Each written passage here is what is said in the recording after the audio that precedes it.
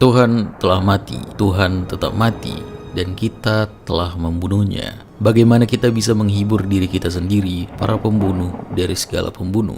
Nietzsche, salah satu filsuf paling berpengaruh yang pernah ada, mengatakan ini dalam tulisannya, dan telah diartikan dan digunakan dengan salah oleh banyak orang. Banyak ateis dan anak remaja yang gila nihilisme mengucapkan ini di mana-mana untuk membenarkan ketiadaan keyakinan yang mereka miliki. Namun, semua itu salah. Maksud sebenarnya perkataan ini bukanlah secara harfiah, melainkan simbolis. Nietzsche tidak mengatakan bahwa Tuhan benar-benar mati, tetapi lebih merupakan pernyataan simbolis yang menggambarkan perubahan fundamental dalam pemikiran manusia terhadap keyakinan dan kenyamanan yang dibawakannya. Selama ribuan tahun, manusia telah bersifat religius, tetapi di dunia modern, agama sudah mulai tidak sebersinar dulu.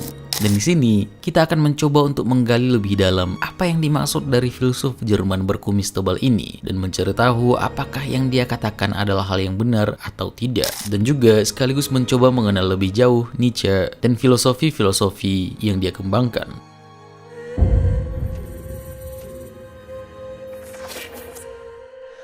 Friedrich Nietzsche lahir pada tanggal 15 Oktober tahun 1844 di Rocken, Prusia, sekarang bagian dari Jerman. Waktu kecil Nietzsche tidak terlalu muda karena ayahnya meninggal dunia ketika ia masih berusia 5 tahun. Kematian ayahnya memberikan dampak emosional yang cukup besar pada Nietzsche. Ia tumbuh dalam lingkungan yang sangat religius. Ayahnya adalah seorang pendeta dan kakeknya menerbitkan buku mempertahankan Lutheranisme. Pada tahun 1849, adiknya meninggal di umur 2 tahun. Di umur Nietzsche yang memasuki taman kanak-kanak, dia telah melihat kematian dan penderitaan cukup banyak sampai membuatnya menjadi anak yang sangat serius. Nietzsche menunjukkan kecerdasan yang luar biasa sejak dini. Ia masuk ke sekolah pendidikan tinggi Forta, sebuah sekolah elit di Prusia, dan dia dikenal sangat hebat dalam teologi Kristen. Kemudian pada usia 20 tahun, Nietzsche memutuskan untuk kuliah di Universitas Bonn, dan kemudian di Universitas Leipzig, fokus pada studi teologi dan filologi klasik. Setelah 1 semester, dikatakan bahwa Nietzsche kehilangan kepercayaannya setelah membaca tulisan dari Ludwig Feuerbach, The Essence of Christianity,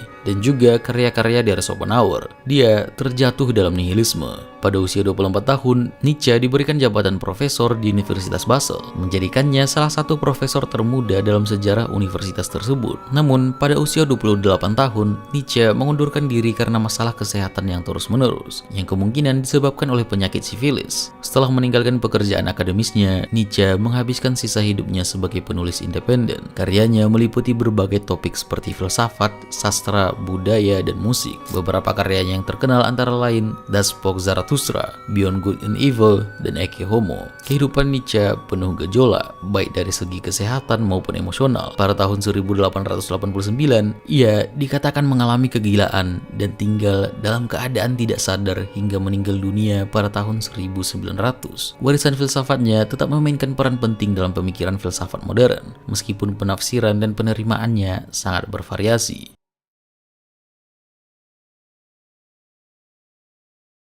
Dalam karyanya, Beyond Good and Evil, Nietzsche mengeksplorasi mengapa kita membutuhkan nilai, atau lebih sejalan dengan terminologinya, apa yang dimaksud dengan nilai dari nilai, dan apa perspektif yang benar mengenai nilai, dan pada akhirnya, apa yang memberi makna pada kehidupan. Nietzsche mengeksplorasi mengapa orang percaya bahwa hidup mereka memiliki tujuan dan bukan nihilis. Dia percaya bahwa orang-orang berpegang teguh pada teori dunia nyata. Karena kita tidak menyukai dunia ini, kita menciptakan dunia yang lebih ideal. Bagi Nietzsche, teori-teori dunia nyata ini adalah realitas ciptaan manusia. Orang-orang menggunakannya untuk memuaskan kenyataan yang tidak menguntungkan. Nietzsche adalah orang yang sangat religius sebelumnya, namun dia bisa kehilangan kepercayaannya karena skeptisisme tinggi yang dia miliki. Pemikiran kritisnya dalam karya-karyanya menentang konsep-konsep tradisional mengenai moralitas, kebenaran, dan juga keadilan yang dipegang sebagai sesuatu yang absolut oleh banyak agama. Dia memberikan banyak kritik terhadap ideologi politik dan juga agama, dan ini dikarenakan hal yang disebut sebagai self-morality atau moral budak yang dikomersialkan politik dan juga agama. Nietzsche percaya bahwa tidak ada yang namanya kebenaran absolut dan kita harusnya tidak percaya dengan buta terhadap kepercayaan dan juga pemimpin politik. Dalam karyanya, Genealogy of Morals, Nietzsche membagi moralitas menjadi dua, yaitu master morality atau moralitas tuan dan slave morality atau moralitas budak. Master morality menurut Nietzsche berkembang di kalangan orang-orang yang memiliki kekuatan. keberanian, dan dominasi. Sedangkan moralitas budak berkembang sebagai reaksi terhadap moralitas tuan. Nilai-nilai dalam moralitas budak mencakup kesalahan, kelemahan, dan kesetaraan. Orang-orang yang mengalami penindasan menciptakan moralitas ini sebagai bentuk penolakan terhadap dominasi tuan. Nilai-nilai seperti rendah hati, sabar, dan rasa bersimpati menjadi penting dalam moralitas budak. Nietzsche melihat bahwa pergeseran dari moralitas tuan ke moralitas budak merupakan hasil dari revolusi moral yang terjadi dalam sejarah manusia. Ketika moralitas budak menggantikan moralitas tuan, nilai-nilai kelemahan dan kesetaraan ditempatkan di atas nilai-nilai kekuatan dan dominasi. Moralitas kita merupakan upaya pembenaran untuk meracuni kebahagiaan orang-orang yang beruntung, bukannya kepedulian yang tinggi hati, tidak memihak, dan sangat rasional terhadap orang lain. Dia berargumen bahwa kepedulian terhadap orang lain haruslah didasarkan pada ketinggian hati, ketidakmemihakan, dan juga rasionalitas tinggi yang dimiliki, bukan sebagai pembenaran dalam upaya untuk melemahkan kebahagiaan orang-orang yang beruntung atau memiliki hak istimewa.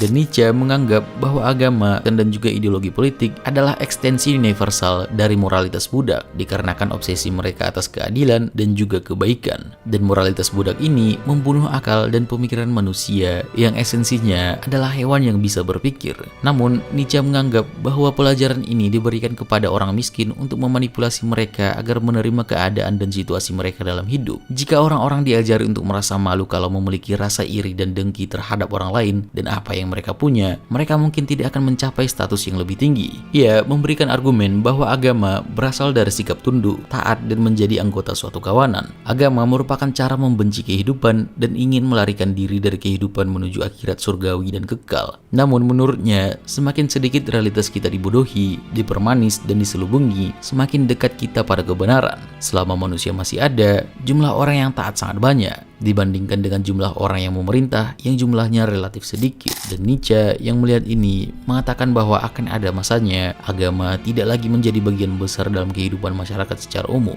Segala sesuatu yang dibangun atas iman ini ditopang olehnya, tumbuh ke dalamnya, termasuk seluruh moralitas Eropa kita, ditakdirkan untuk runtuh.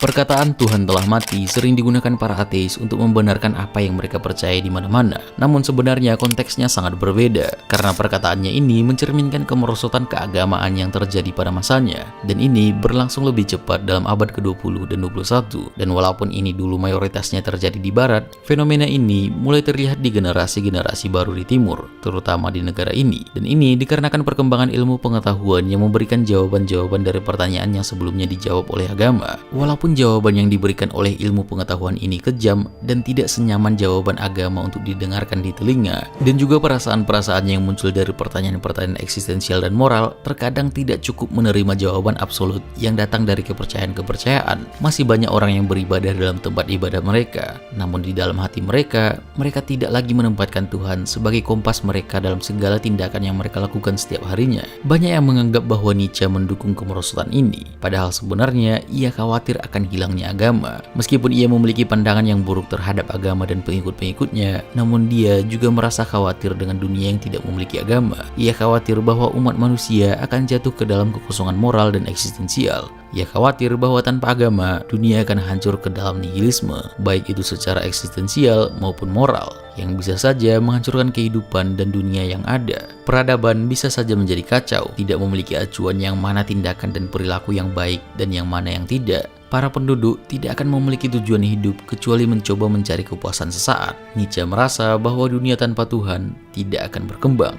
Ketika kita menyebut kata agama di negara kita, akan muncul ketidaknyamanan yang luar biasa karena agama seringkali menjadi pembahasan yang cukup sensitif. Ini bisa terkadang buruk karena membatasi pemikiran kita, namun ini juga adalah pertanda baik karena agama adalah hal yang besar dalam kehidupan kita, dan kita sangat peduli terhadap hal itu. 6 agama yang diakui di negara kita memberikan pengaruh penting dalam kehidupan kita sehari-hari. Semua yang kita lakukan adalah berdasarkan agama. Kita berperilaku baik karena diajarkan hal baik oleh agama, dan kita menghindari hal yang buruk dikarenakan dilarang oleh agama. Kita tahu dengan jelas apa yang harus dilakukan dan apa yang harus dihindari karena sudah diatur oleh dogma agama yang absolut. Dan kita merasa nyaman dengan kerangka moral dan etika ini. Bagi kita yang dibesarkan dalam kepercayaan agama, agama telah memberikan jawaban dari semua pertanyaan apapun yang kita miliki. Agama memberi dunia tujuan, memberikan arti dalam hidup, membuat kita percaya bahwa kita berada dalam rencana besar yang sudah ditentukan dari sebelum adanya ruang dan waktu.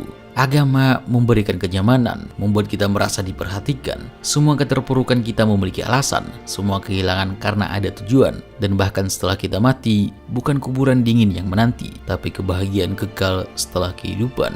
Dengan agama, kita bisa merasakan solidaritas dan persaudaraan dengan orang yang seagama dengan orang asing. Mau dia orang yang baru dikenal di pasar, atau bahkan orang di bagian negara lain yang memiliki bahasa dan budaya yang benar-benar berbeda. Kita merasa dekat karena berdoa dan meminta kepada Tuhan yang sama. Dan kehilangan ini mulai terlihat, apalagi di negara-negara barat. Kebanyakan dari mereka sudah merasa bahwa agama bukanlah sesuatu yang harus dijadikan panduan dalam hidup. Retensi gereja semakin rendah dan jumlah umum orang Kristen di Eropa dan Amerika mengalami penurunan. Nietzsche mengakui nilai agama sebagai semen sosial dan kompas moral. Meskipun ia kritis terhadap pengajaran agama, dia khawatir jika saja itu memudar.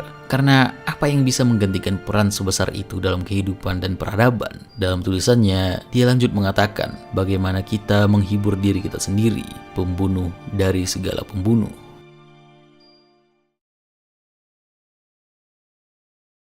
Tanpa agama, manusia akan jatuh ke dalam nihilisme. Seorang nihilis adalah orang yang menilai bahwa dunia nyata tidak seharusnya ada, dan dunia sebagaimana seharusnya tidak ada. Menurut pandangan ini, keberadaan kita, tindakan, penderitaan, kemauan, perasaan tidak ada artinya. Sia-sia ini adalah kesedihan para nihilis, sebuah inkonsistensi di pihak nihilis. Nihilisme adalah krisis terbesar yang bisa dihadapi manusia, dan maka itu diperlukan nilai besar yang bisa digunakan untuk menyembuhkan krisis ini. Nietzsche memahami bahwa banyak orang akan jatuh ke dalam keputusasaan karena curiga bahwa kita bukan apa-apa, melainkan hewan yang tak bermakna di alam semesta yang tidak memiliki arti. Nietzsche memahami bahwa kecurigaan yang gelap ini akan mengantarkan pada keadaan nihilisme, yang merupakan keyakinan bahwa segala sesuatu tidak memiliki makna, tanpa arti atau tujuan untuk memberikan makna pada penderitaan seseorang. Seseorang akan menderita akan kehidupan yang dimiliki, tapi tidak mempunyai jawaban kenapa dia merasakan semua itu. Nihilisme muncul pada titik ini, bukan karena ketidaksenangan terhadap keberadaan menjadi lebih besar dari sebelumnya, namun karena seseorang menjadi tidak mempercayai makna apapun dalam penderitaan, bahkan keberadaan. Sekarang seolah-olah tidak ada makna sama sekali dalam keberadaan, seolah-olah semuanya sia-sia.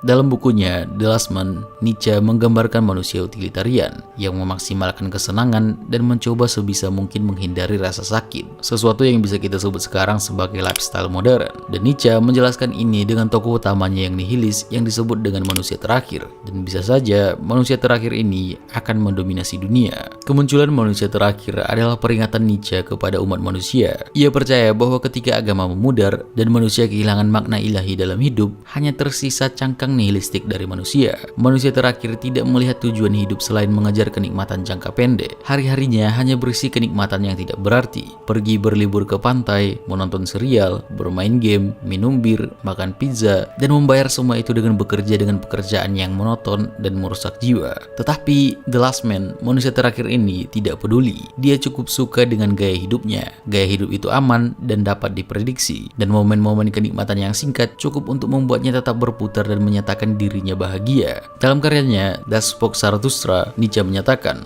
bumi kemudian menjadi kecil, dan di atasnya melompatlah manusia terakhir yang membuat segala sesuatu menjadi kecil. Spesiesnya tak terhapuskan seperti kutu tanah. Manusia terakhir hidup paling lama. Kami telah menemukan kebahagiaan, kata manusia terakhir, dan melihat dengannya. Dalam film Fight Club, ini digambarkan dengan bagus. Narator yang merupakan tokoh utama di film ini memiliki kehidupan yang berputar di sekitar melengkapi lemari pakaiannya dan memenuhi rumahnya dari barang-barang cantik dari IKEA sambil bekerja pada pekerjaan yang tidak memuaskan. Tyler Durden menggambarkan eksistensi manusia terakhir dengan sempurna dengan mengatakan, kita tidak memiliki perang besar, tidak ada depresi besar. Perang besar kita adalah perang spiritual. Depresi besar kita adalah hidup kita. Ketidakjelasan makna yang hakiki mengarahkan orang ke jalan-jalan yang gelap. Banyak kelompok di internet yang terobsesi dengan penampilan.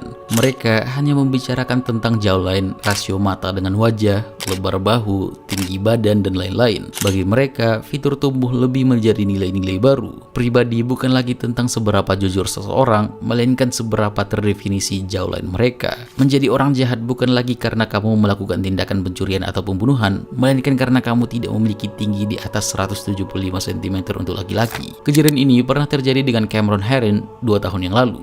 pria umur 21 tahun yang membunuh seorang ibu yang berumur 24 tahun dan bayinya dalam balapan liar. Dia didukung oleh banyak orang dan dikatakan tidak bersalah, dan bahkan sampai banyak yang memohon untuk kebebasannya karena sesimpel dia terlihat tampan. Dalam hal makna dan tujuan, masyarakat berada dalam kekacauan. Manusia terakhir menolak segala sesuatu yang membuat manusia menjadi hebat. Menurut Nietzsche, dia tidak mengejar kehebatan, tidak memiliki nilai yang kuat, tidak ambisius, hampir sepenuhnya berorientasi pada kenyamanan, dan menjauh dari tantangan berarti apapun. Jadi, Nietzsche menciptakan obat, Ubermensch atau manusia lepas, yang akan mengatasi nihilisme dan menciptakan dirinya kembali.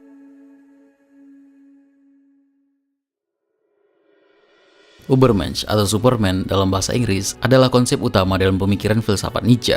Ubermensch mewakili tahapan evolusi manusia yang melampaui keterbatasan dan nilai-nilai tradisional, yaitu yang pertama, transcendence atau transendensi. Ubermensch melibatkan ide bahwa manusia dapat melebihi dirinya sendiri, terutama dalam konsep moral dan spiritual. Ini adalah sebuah evolusi atau transendensi dari nilai-nilai konvensional dan keterbatasan manusia. Yang kedua, kritisisme terhadap moral konvensional. Nietzsche meragukan dan menolak moral konvensional yang diwariskan dari tradisi agama dan filsafat sebelumnya. Ubermensch tidak terikat oleh norma-norma moral yang diterima secara umum, melainkan menciptakan nilai-nilai baru sesuai dengan kehendaknya sendiri. Dan ketiga, kemandirian dan kreativitas. Ubermensch merupakan individu yang mampu mengambil kendali penuh atas dirinya, menciptakan makna sendiri, dan menjalani kehidupan dengan kreativitas. Ini melibatkan pembebasan dari norma-norma sosial dan budaya yang membatasi perkembangan manusia. Yang keempat, kehendak untuk berdaya. Ubermensch memiliki kehendak untuk berdaya atau will to power, yaitu dorongan untuk mencapai potensi penuh dan menguasai diri serta kehidupannya sepenuhnya.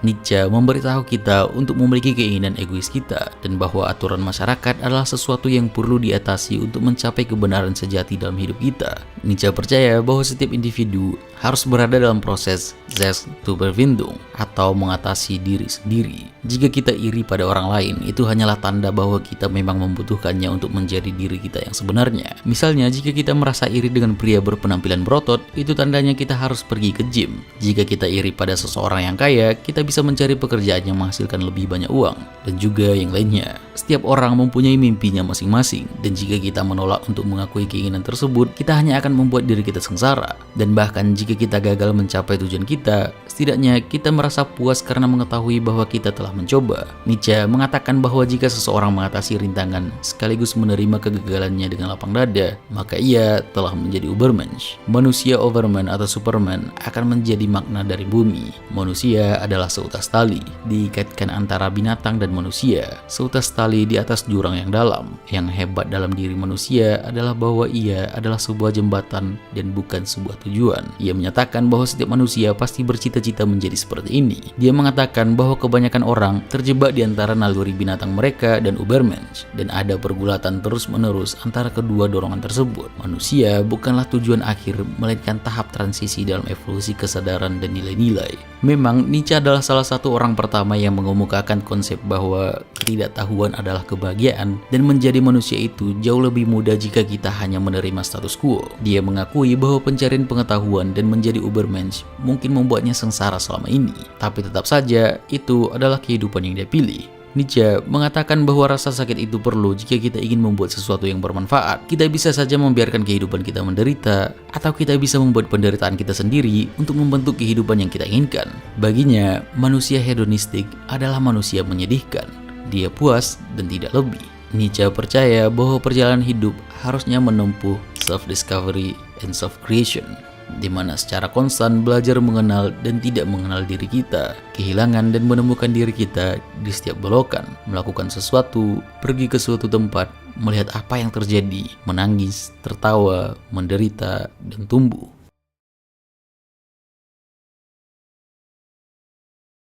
Walaupun Nietzsche sendiri berjuang dengan nihilisme sepanjang hidupnya, ia tidak percaya bahwa hidup tidak memiliki makna. Sebaliknya, ia justru menyadari bahwa nihilisme adalah konsekuensi dari upaya yang keliru untuk memperoleh pengetahuan objektif, atau dengan kata lain, keinginan akan adanya objek makna dalam hidup yang dapat diketahui oleh individu. Walaupun dia khawatir tentang kekosongan yang ditinggalkan peran agama dalam masyarakat, dia juga merasa bahwa hal itu tidak dapat dihindari dan merupakan tahap penting dalam perkembangan sosial. Jadi, bagaimana menurutmu? apakah Tuhan sudah mati? Dan jika iya, bagaimana kita bisa menghibur diri kita sebagai pembunuh dari segala pembunuh?